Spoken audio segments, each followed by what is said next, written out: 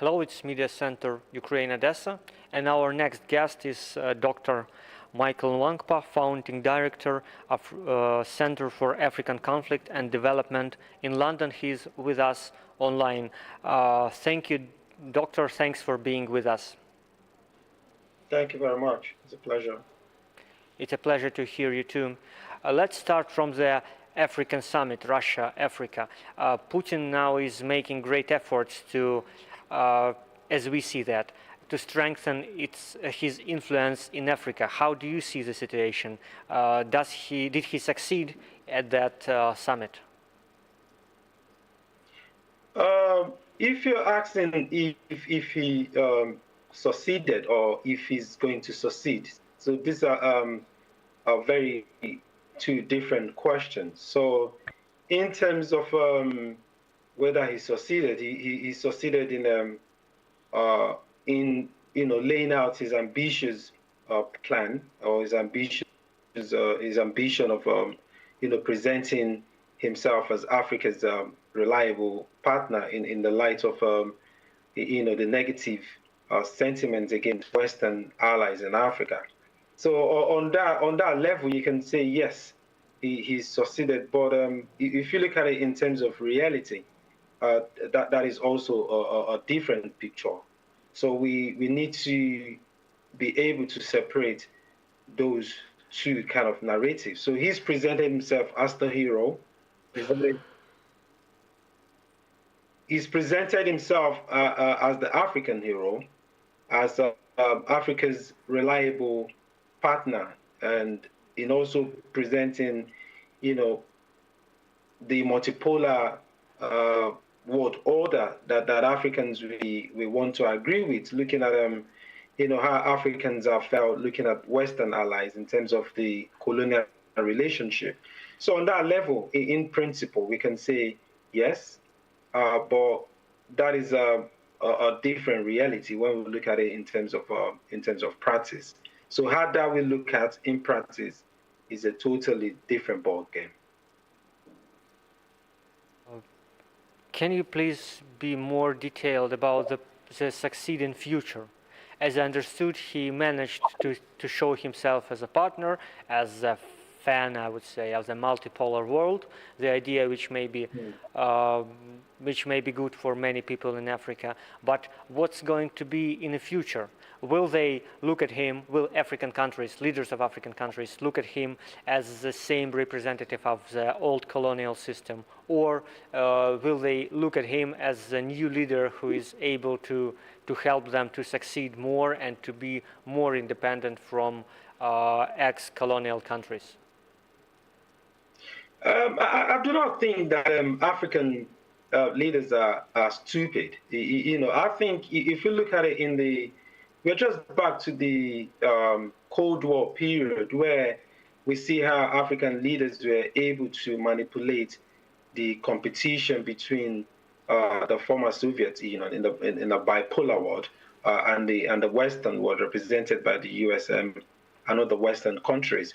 So African countries will try as much as possible to manipulate that situation. We already see repressive regimes in Mali, in Burkina Faso, in Sudan, and all these places where they are using that to their own advantage to be able to repress their own citizens and then be able to show up their authoritarian government. So yes, those rogue African countries would definitely use that as an opportunity, and also Russia uses that as an opportunity as well to be able to get resources from those African countries. But if you look at the history of Russia-African relationship, it has always been more economic gain rather than political. So I don't see that changing in the future. I don't think there's going to be a situation where Russia is having a huge political influence in Africa. It's more going to be on the economic side, if there's anything. But also, we also need to also realize that why it might seem that Africa seems to have uh, sympathizes with Russia, it's quite a mixed picture. It's not one that is even across the whole of Africa. So I would see more economic gains where Russia is providing some sort of like military assistance to repressive and authoritarian government, but I don't think there's going to be a lot of political influence in the future.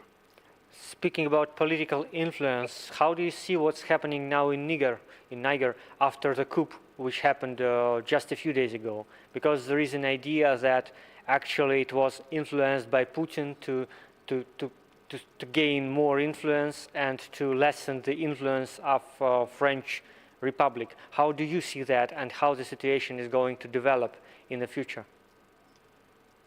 I think, to be honest, again, back to we shouldn't also inflate Russia's influence.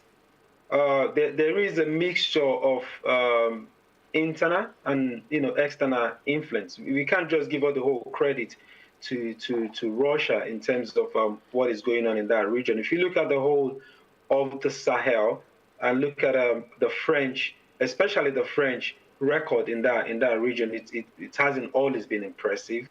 So we need to understand the anti-French sentiment in that region and see that has been brewing for a long time, and it's not unexpected what's happened.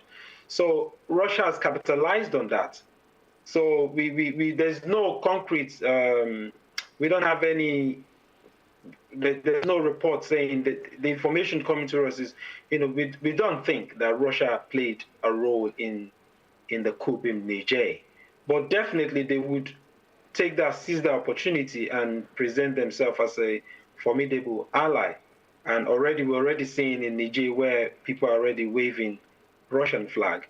So yes, I will see that as more opportunistic and more ambitious, but yet we cannot discard, the record of Western allies in that region, and also look at the stark, poverty.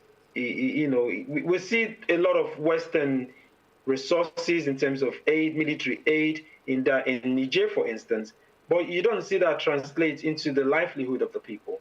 So there's a massive gap between there's large, youth unemployment in the Sahel. There's rising, armed groups, insurgent groups. So we see all of this coming together to create an opportunity for Russia to exploit. So yes, we need to look at all these geopolitical factors when we're talking about Russian influence. But yeah, it is a worrying one that Russia can exploit to his advantage. Isn't it a classical, well, if I may say so, classical problem when governments of African countries, especially authoritarian governments of African countries, accept humanitarian aid, but it doesn't help to raise the level of life for ordinary people and for the rest of the country. As I understand, it can be said not only about Niger, but about other countries as well. Can you repeat that again? Did you say South Africa? Did I hear you correctly? Did you say South Africa? No, I didn't. I will repeat that. I'm saying that, as I understand, that's kind of classical problem when authoritarian governments in African countries accept humanitarian aid, military aid, any other aid from United Nations or from Western countries, but it doesn't change the level of life. It doesn't decrease the poverty level for the ordinary people in these countries. And if it's like that, it means that Russia has more opportunities that we thought it had, because it's a very many possibilities to somehow help to overthrow governments and to destabilize the situation. Yes, that's very correct. I think in one of the reasons why the African society and African, particularly, we need to also differentiate between the African populace, the sentiment across African society, and the leadership. So that is one thing we need to differentiate. So one of the when I say apathy towards Western nations is like the military humanitarian aids, the economic aids, do not translate into positively into the livelihood of the people. So more, I will look more into China. So if you look at China's approach compared to the Western approach, they're able to see, um, how China is building, let's say, roads, building bridges. These are things that are tangible, and so the people feel like, oh, we can have tangible benefits from the way China is compared to Russia. I would even see Russian aid hasn't really done much in Africa in terms of economic or affecting the day-to-day life of the people. But I can say China. So yes, the humanitarian aid of the West has in some way bolstered authoritarian governments indirectly, inadvertently in terms of like helping these authoritarian governments to become even more repressive and authoritarian towards their citizens. So yes, it gives countries like Russia, countries like China, who don't care about human rights or human rights conditions. It gives them the opportunity to exploit that and present themselves as as Africa's savior. So yes, I agree with you in there. Uh, what, how do you see the possible role of Ukraine at the moment? How can our country behave? What can be the ways of developing better and more um, sensible connections between Ukraine and African countries? What are the ways to, where should we go? How do you think? Ukraine offers a lot of benefit that it can if I want to use the word export to Africa.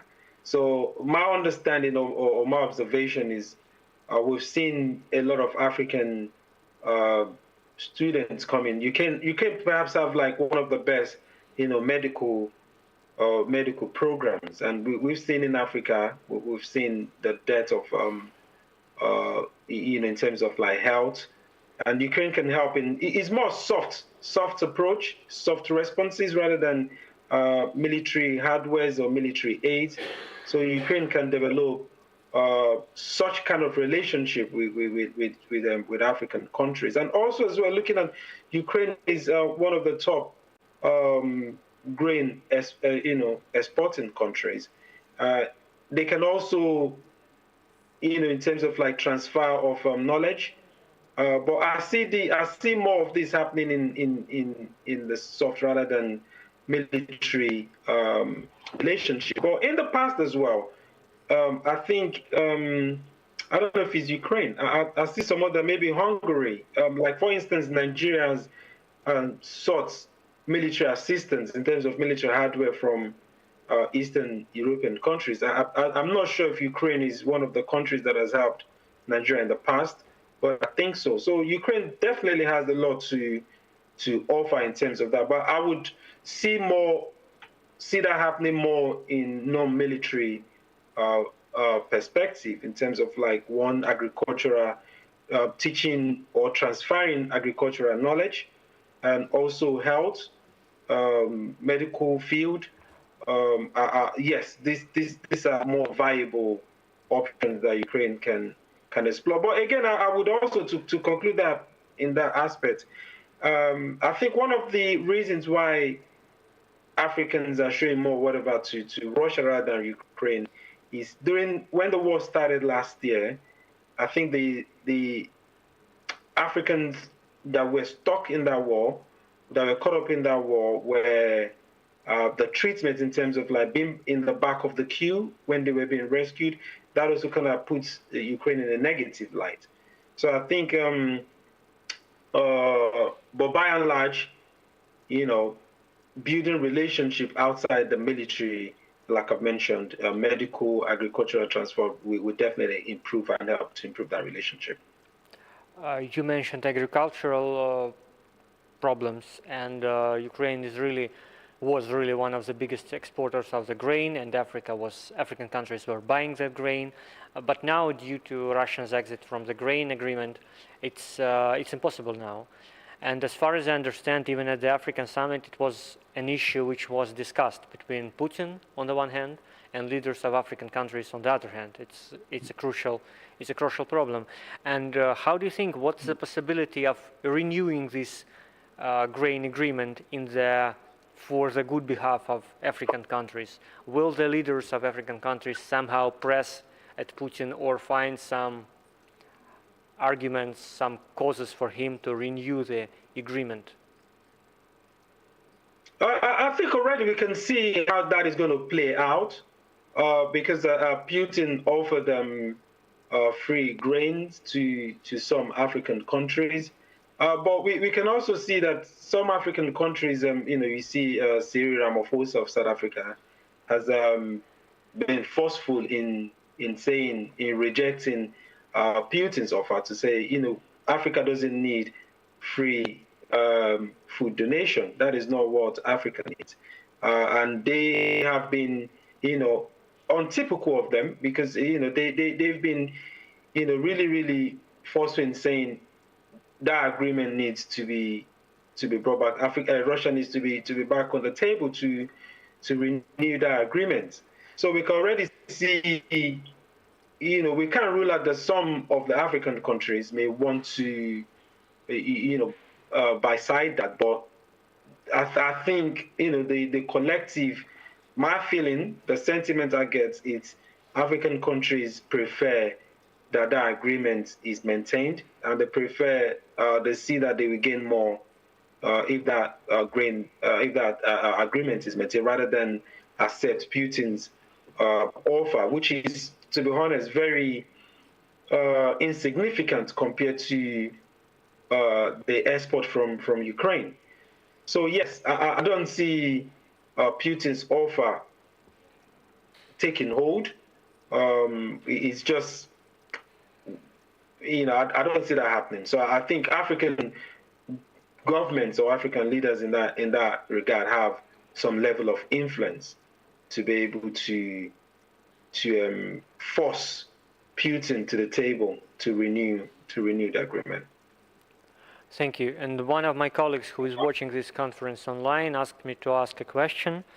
How do you think about what consequences of war in Ukraine we should tell more in Africa for countries of this continent to stand by Ukraine in this war and not support Russia? I think the question you're asking me, if I rephrase it, is why do Africans support Russia rather than Ukraine?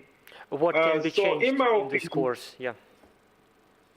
Yeah, in my opinion, I do not think that Africans necessarily do not support Ukraine. I think the problem is Africans see Ukraine as a proxy for Western nations. So they see Ukraine, and then considering the history, the colonial history, the history between African countries and the Western countries, they would naturally want to side with Putin. The way Putin has presented himself as, one that aligns with African conservative values, looking at how Western liberal nations are trying to force some, liberal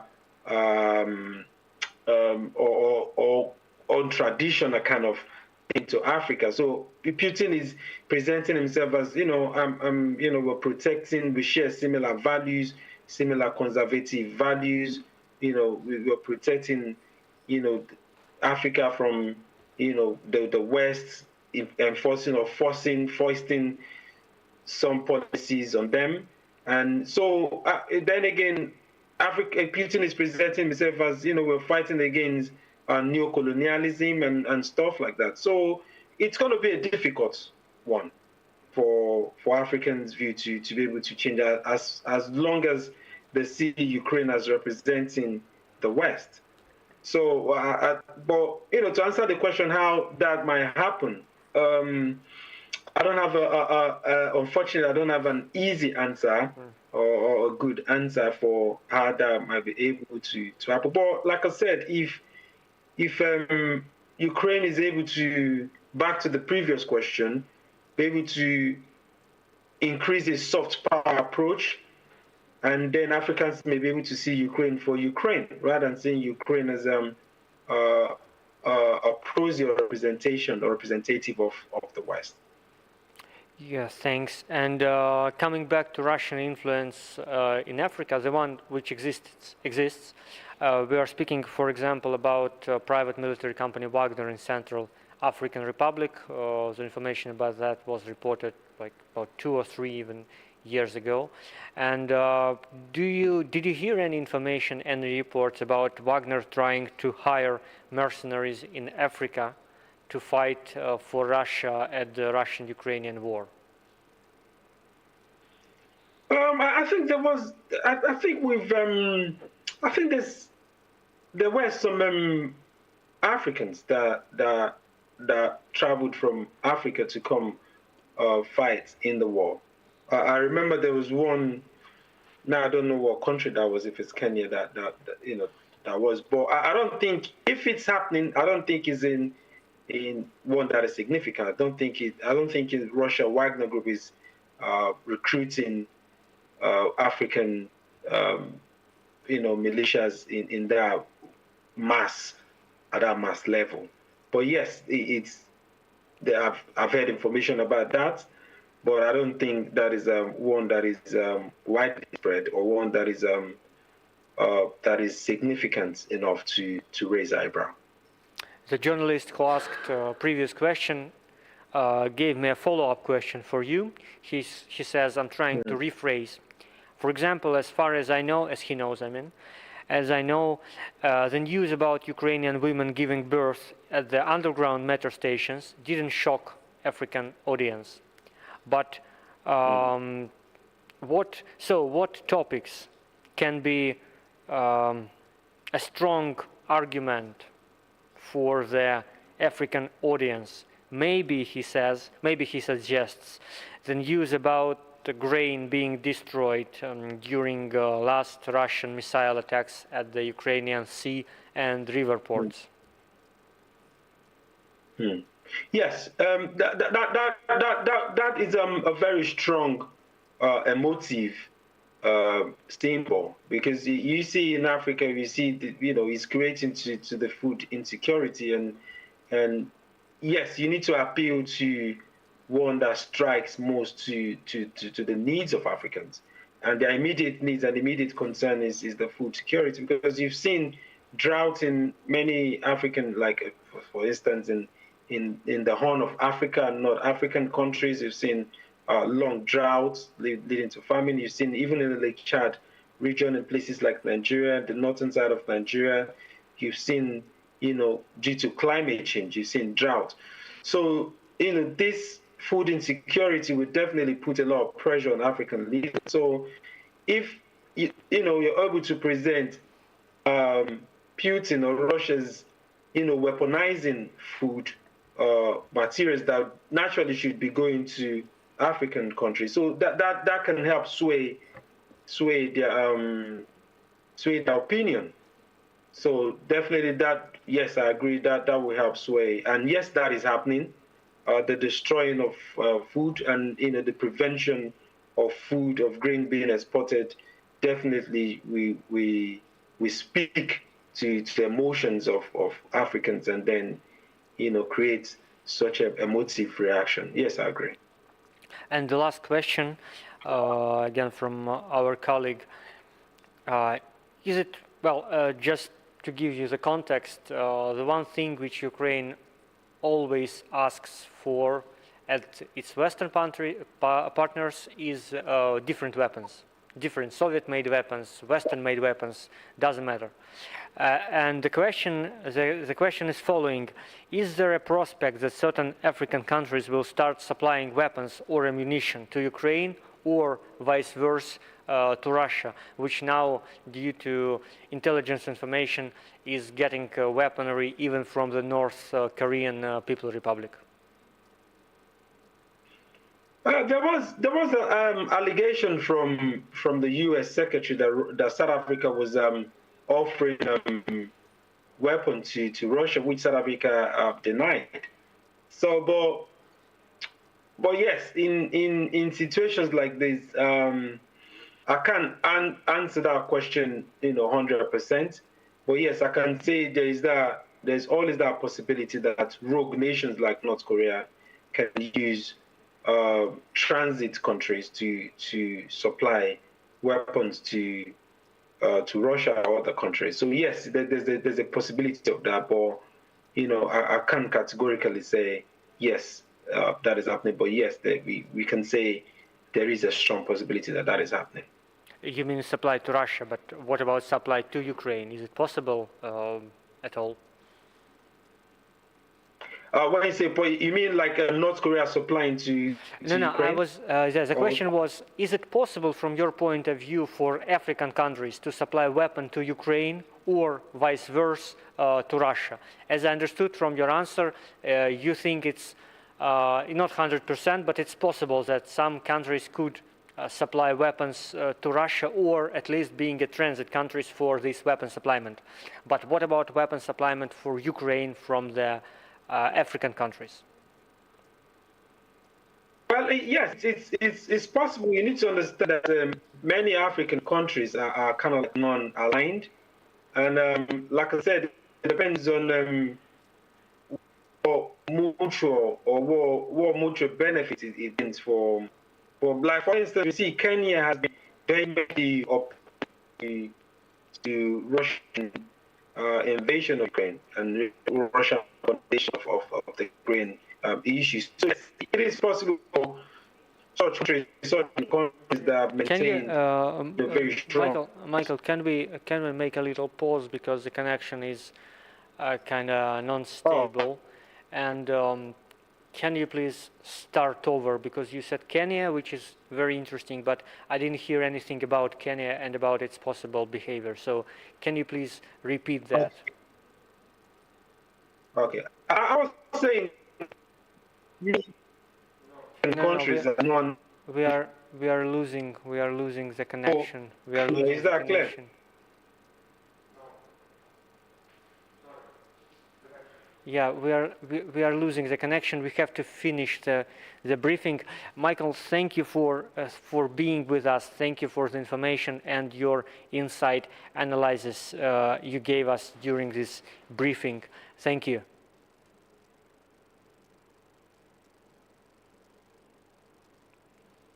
Yeah, it seems we've lost the connection.